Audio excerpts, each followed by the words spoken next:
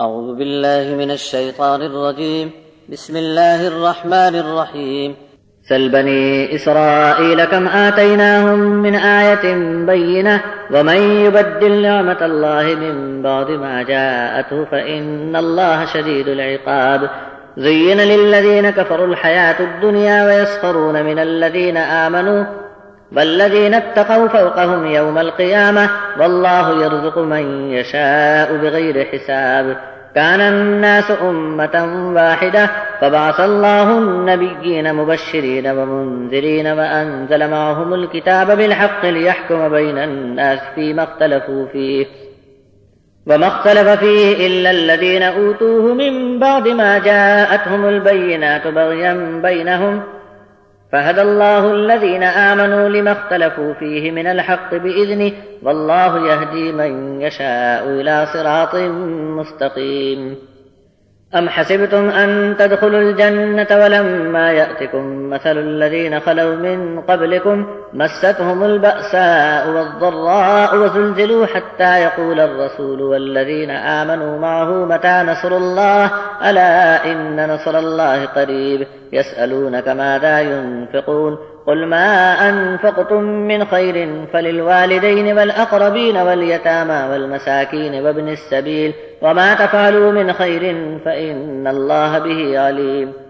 كتب عليكم القتال وهو كره لكم وعسى أن تكرهوا شيئا وهو خير لكم وعسى أن تحبوا شيئا وهو شر لكم والله يعلم وأنتم لا تعلمون. پوچھو بنی اسرائیل سے ہم نے انہیں کتنی کھلی کھلی نشانیاں دی تھیں، پھر بھی جو کوئی اللہ کی نعمت پانے کے بعد اسے بدل ڈالے تو اللہ کی پکڑ بہت ہی سخت ہے۔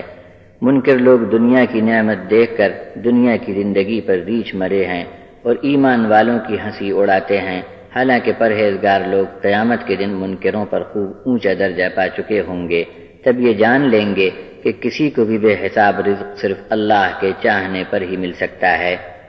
پہلے وقت میں سب لوگ ایک ہی طریقے پر تھے اور ان کی ایک ہی واحد امت تھی، پھر جب ان میں بگاڑ ہوا تو اللہ نے ان میں سے اپنے نبیوں کو کھڑا کیا جو نیکی پر بشارت سناتے تھے اور برے کاموں پر اللہ سے ڈرنے کی لوگوں کو تلقین کرتے تھے، اور اللہ ان نبیوں کے ساتھ حق کی بنیاد پر اپنی کتابوں کو بھی نازل فرماتا رہا تاکہ لوگوں کے درمیان جو اختلاف ہو چکا ہے اس کا فیصلہ ان کتابوں سے بتا دیا جائے۔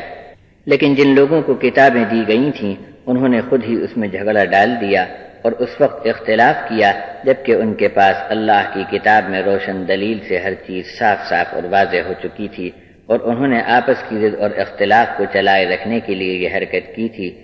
ایسے الجھن اور اختلاف کے ماحول میں اللہ نے اپنے حکم سے ان ایمان والوں کو ہدایت عطا فرما دی جنہوں نے حق بات میں اختلاف کرنے والوں کا ساتھ نہیں دیا، اور اللہ جسے چاہتا ہے سیدھی راہ پر چلا دیتا ہے۔ کیا تم نے یہ سمجھ رکھا ہے کہ جنت میں بس یوں ہی داخل ہو جاؤ گے جبکہ ابھی تم پر وہ حالات نہیں آئے جو تم سے پہلے لوگوں پر آ چکے تھے؟ انہیں سخت تنگ دستی کا سامنا کرنا پڑا اور بڑے بڑے نقصان اور تکلیفیں اٹھانی پڑیں، اور انہیں کھنگال کر ایسا ہلا ڈالا گیا کہ وقت کے رسول اور ان کے ایمان والے ساتھی پکار اٹھے کہ اللہ کی مدد کب آوے گی، آگاہ ہو جاؤ کہ اللہ کی مدد اب قریب ہے۔ آپ سے سوال کرتے ہیں کہ وہ کیا اور کہاں خرچ کریں، جواب میں آپ فرما دو کہ جو کچھ بھی بہتر مال میں سے ثواب حاصل کرنا چاہو تو ماں باپ پر خرچ کرو، اور رشتہ دار اور ناتے والوں کو، یتیموں اور محتاجوں پر خرچ کرو، اور راہ چلتے مسافر کی بھی ضرورت پوری کرو۔ یہ سب بہتر مقامات ہیں جہاں تم کو خرچ کرنا چاہیے، اور جو بھلائی کا کام کرو گے اللہ اس کو خوب جانتا ہے۔